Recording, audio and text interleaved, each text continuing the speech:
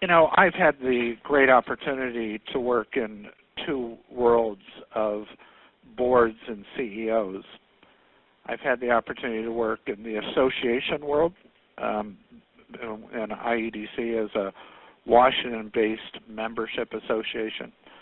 I also have many of my members and more specifically board members who have boards of their own, and watching them as they build relationships and partnerships with their boards has been particularly instructful to me as I've had to work with many boards here at IEDC.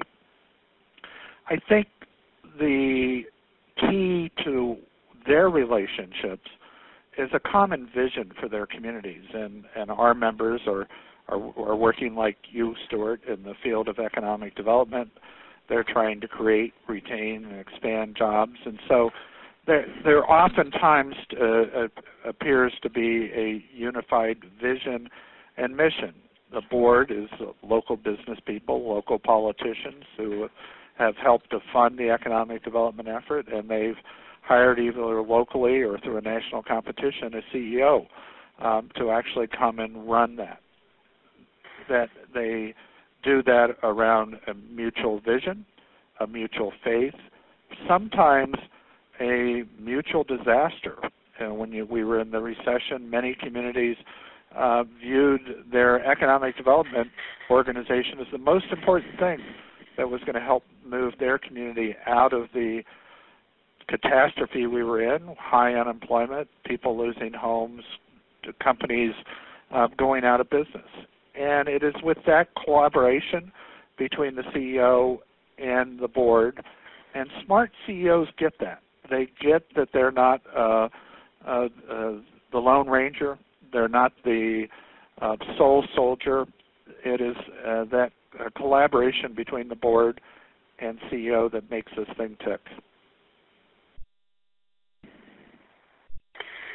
Yeah, and so building on what Jeff talks about, I often talk about, use the analogies of team and teamwork in a lot of different environments, and this is one situation and one place where the CEO and the board that he or she works with really has to see themselves as a team and see the role of the CEO is constantly building that team and making sure that the team knows what they're trying to achieve collectively, and that they have the resources and the capabilities to be successful in growing that team and achieving the goals that they set out to achieve. And so I think it is really critical to make sure that the working relationship is strong, and that the CEO always understands that it has the responsibility to build that team and direct that team towards the common goal that that the entity, the organization, the community is trying to achieve. I think that one of the things that I've seen CEOs and that I've personally tried to do to help develop their boards and to expand their board's ability to and capacity to govern is that seeing this as a constant learning and educational process for all involved is very, very important. There's always something that a board can do different or can do better to improve their capacity and their performance, and helping the board to see that and helping guide the board towards improving upon that area so that they become much more effective and committed to their governing capacity, I think is something really critical. And that learning process can take many, many forms. It can be being very skilled at the mechanics or the administration of leading boards and leading board activities, but it also can be exposing volunteer board members or even full-time board members to an experience they otherwise won't have unless it's provided to them by the organizational leader in that organization. So using this as an educational opportunity to help the board expand their horizons, their capacities, is something I think that is really, really important for the CEO to really always be focused on and always look for those opportunities.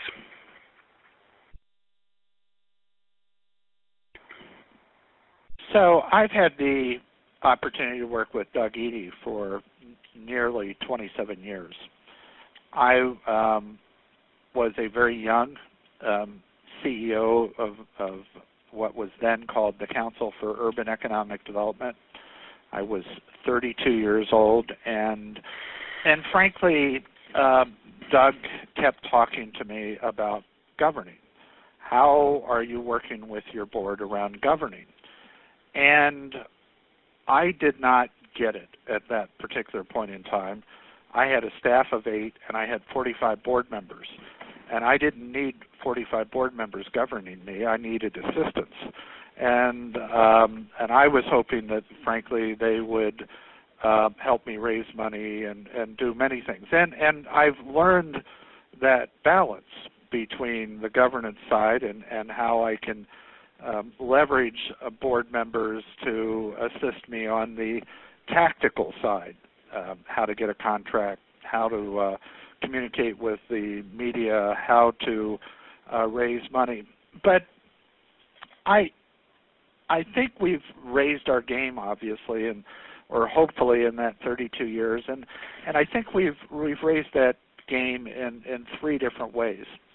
One, we are vigilant about making sure the board gets involved in a process that updates a strategic plan every other year. In fact, in June of this year, we will have a day-long retreat. The board will visit what we've done with the previous strategic plan. We will talk about how the world has evolved. We will update the strategic plan, and we will move forward. But each year, we take what the existing strategic plan and we build metrics around it. And not only do we build metrics around it, we build tactics around what we are going to do to achieve strategic plan goals that were laid out either that year or the previous year. And then we give a report card to the board both in June and in January each year saying, this is what you asked us to do from a higher level vision, and this is what we told you we would do, and this is what we accomplished. Second, we probably over-communicate. We, in order to keep the board knowledgeable of what we're doing, twice a month we send out a 15 to 20-page report on all the metrics that we're currently working on, things that they should know so that they have some understanding of what the 30-some staff at IEDC are working on and what we are accomplishing, and sometimes bearing our souls in terms of things that are causing problems for the organization, so that the 3 times a year that we see the full board and the 4 times a year we see the governance committee, nobody is surprised about what we're doing. There's lots of conversations in between time. And the third thing that we do is we retool. And a number of years ago, Doug Eadie happened to be in town, and I was telling Doug that some of the governance problems that I was having at that point. And we had gotten ourselves into some bad karma. It wasn't, we frankly weren't governing. We had committees set up so that they focused on tactics, and they didn't see the bigger picture of the organization. And frankly, Doug took us through a process that at the emergence, at the end of that process, we came up with a governing process that we have today that works quite well for our organization. So the thing that IEDC has focused on over the last 3 years is we have focused almost like a laser on diversifying our board. I think organizations like ours, when we get lazy, we will end up with all white males on our board of directors. And my personal conclusions are that, frankly, white males may tend to be a little bit more assertive. They may be little bit more aggressive. They may want to they are willing to put their name out there much quicker to serve on boards. But we looked in the mirror and we didn't like the direction we were going with the percentage of Latinos in the United States at this point, the percentage of African Americans, the percentage of women that are serving in economic development roles, the growing number of Asians and other minorities. We stopped back and said, we need to change the way we're going or we're going to become a defunct organization. And the people in the audience are going to look much different than the board at our conferences. So we've spent a lot of time looking at the composition of our board. We are international and focused. International is the fastest growing part of our membership, although not a huge portion yet. We now have 3 Canadian board members. We have 1 European board member. We are growing in all ethnic and demographic groups. One of the things that we did in order to achieve that is our last 3 chairs of our board actually created diversity task forces to make sure that both our advisory committees, that are the worker bees to get member engagement, achieve diversity, both in their leadership and their participation. And the diversity committee was also to help seed candidates for the board that were then sent on to a nominations committee and a nominations process. And thank goodness we're achieving results. It's not without pain. It's not without a lot of self-criticism. It's not without some consternation, but we are achieving results that I think will be better for the organization over the long haul.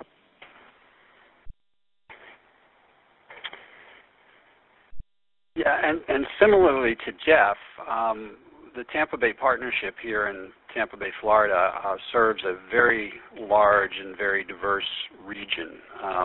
As a regional organization, we cover 8 different counties, over 4.2 million people in our market, and we're made up of a partnership of local and county economic development organizations and local businesses that support the organization and participate in the activities of the organization.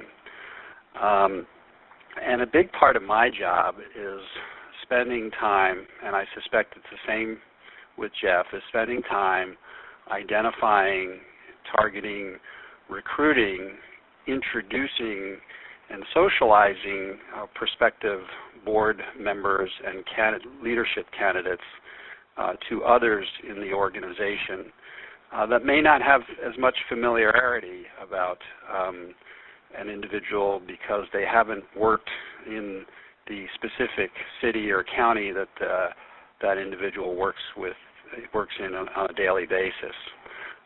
So part of my job, both for the organization and bringing the region together, but also as a leader and somebody trying to develop board capacity, is always identifying talent.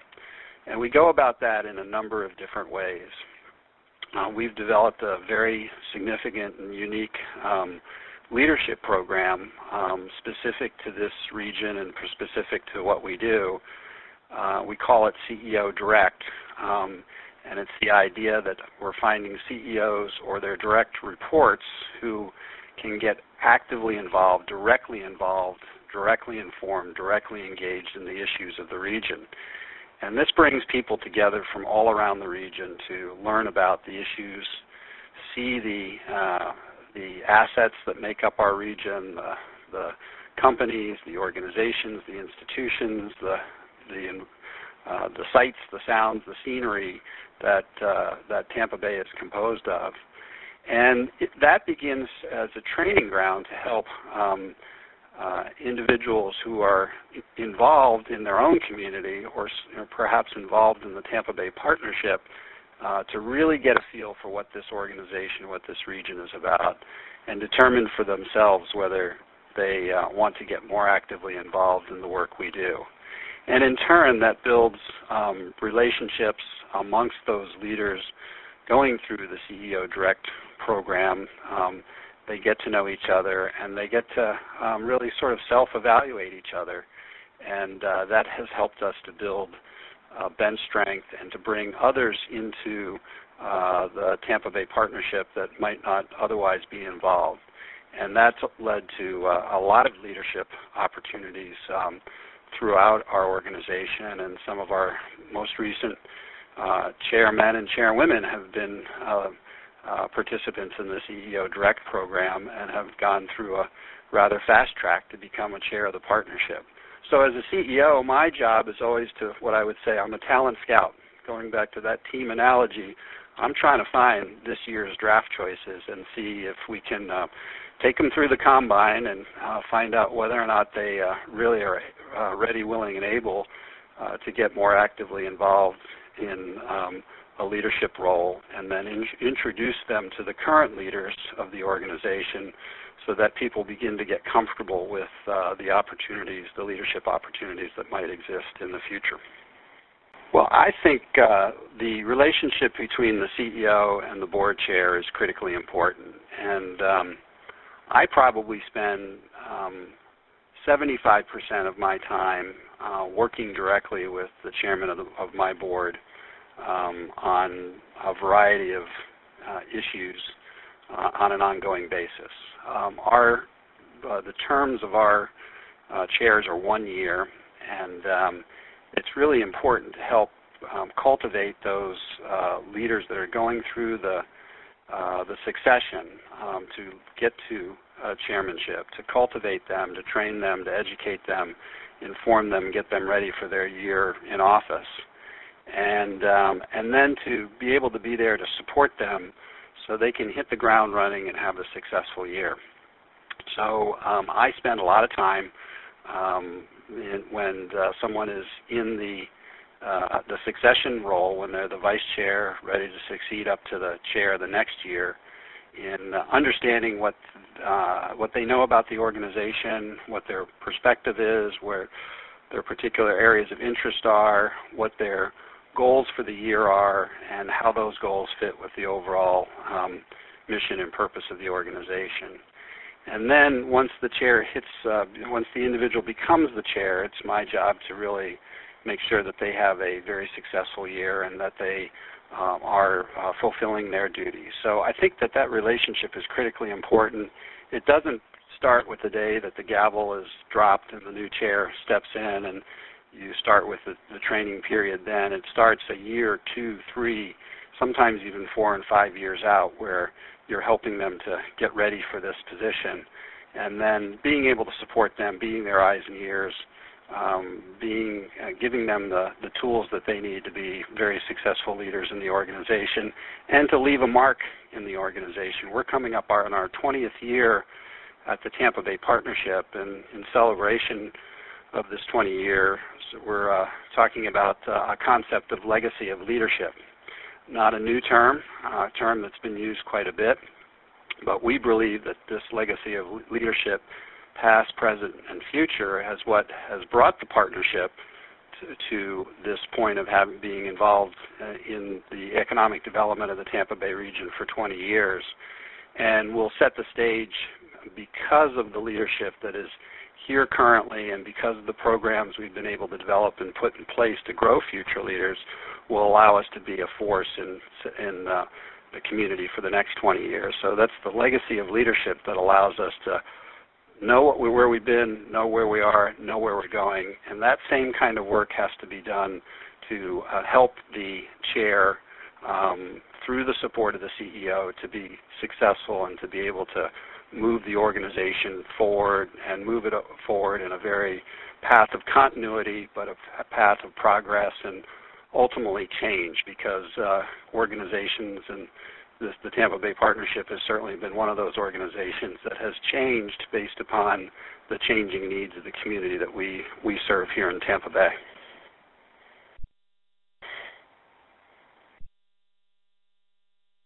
It was earlier in January that Stuart and I actually had the opportunity to have dinner in Tampa when I was in his region, and we actually spent a fair amount of time talking about the CEO-chair relationship. And, you know, I've been very fortunate to have had a number of wonderful chairs. I think Stuart has had that same thing. That one of the big differences between the two of us is because he's dealing with private business people, he's actually had his own chain of succession interrupted from time to time. In my 27 years, I am in this envious position that I've never had that chain of succession interrupted. I had only one time I had somebody who said, "Hey, I've just taken on a new job.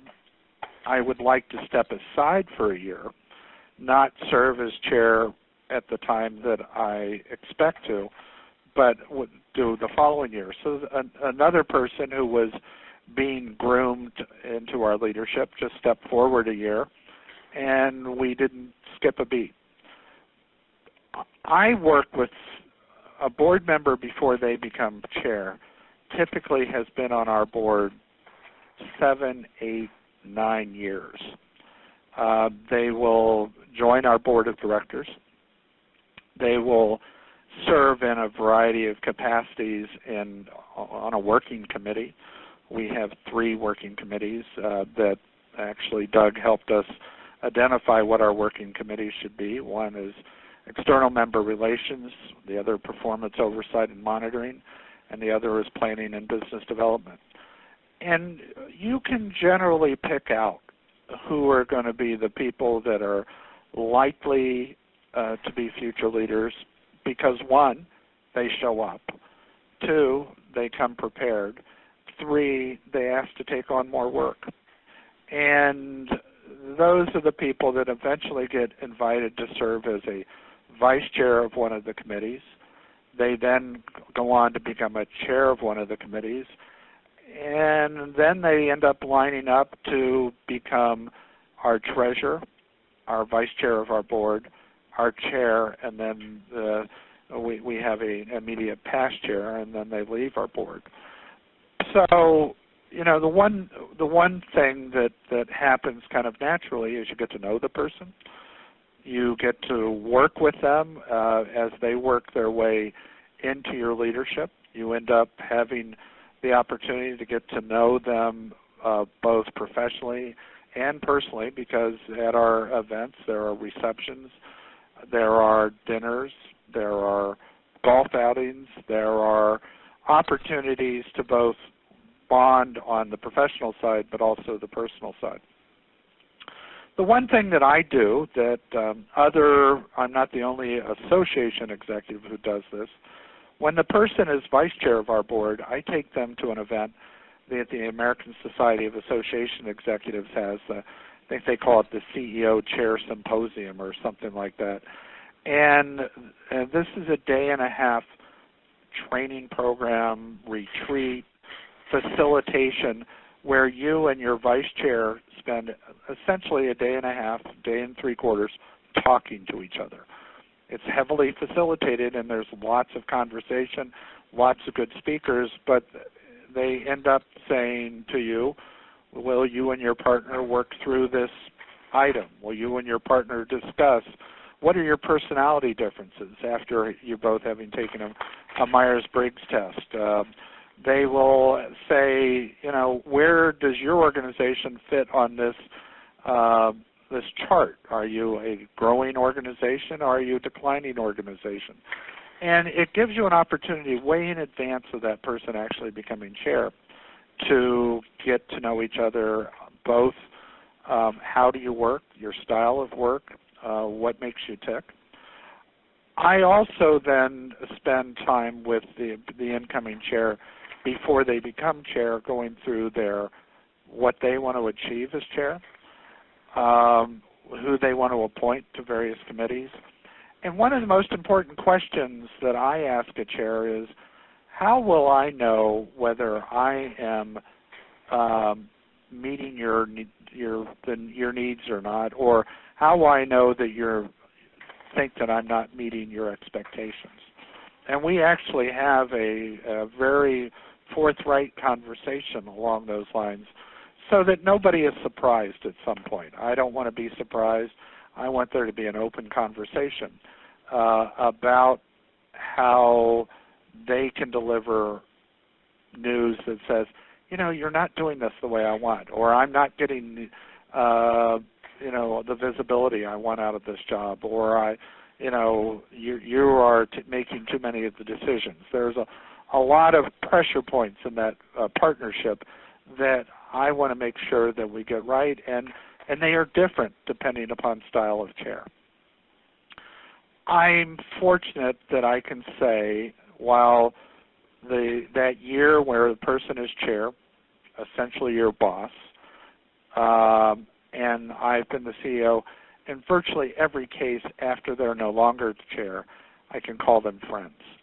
And for me, that is